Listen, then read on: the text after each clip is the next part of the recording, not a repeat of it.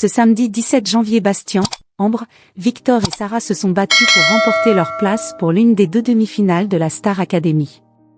À la fin de la soirée, Michael Goldman a fait quelques révélations concernant les activités des élèves la semaine prochaine.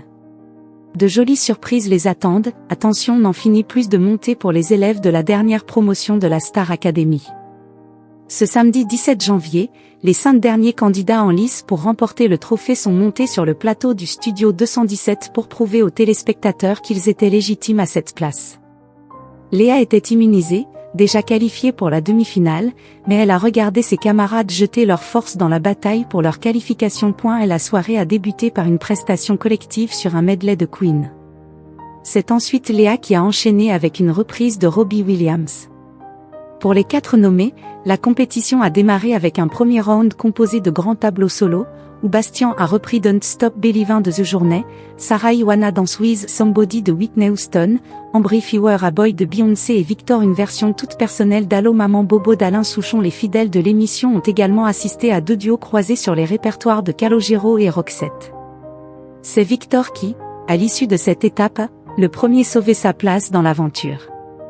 Les 3 candidats restants ont dû immédiatement enchaîner sur un second round composé d'un seul en scène et un duo avec Pascal Obispo.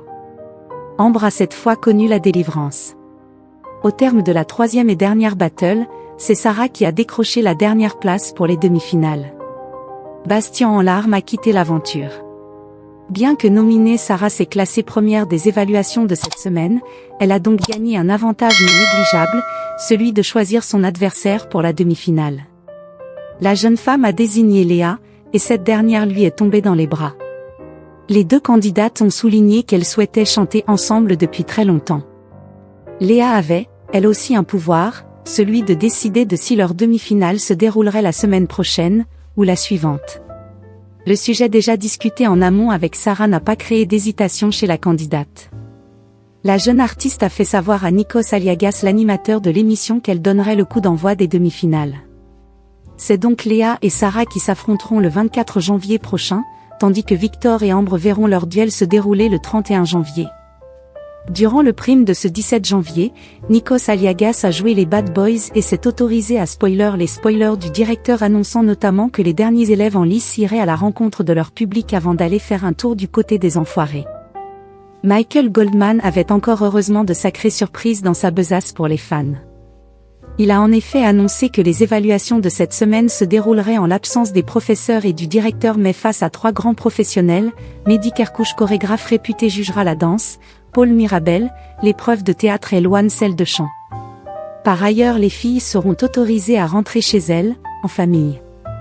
Last but not least, mercredi soir, Pierre Ninet fera son apparition au château de Damary-les-Lys pour une soirée exceptionnelle en la compagnie des demi-finalistes.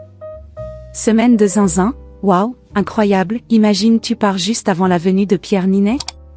J'aurais été bad dig, se sont enthousiasmés les internautes sur X. Pensée pour Bastien.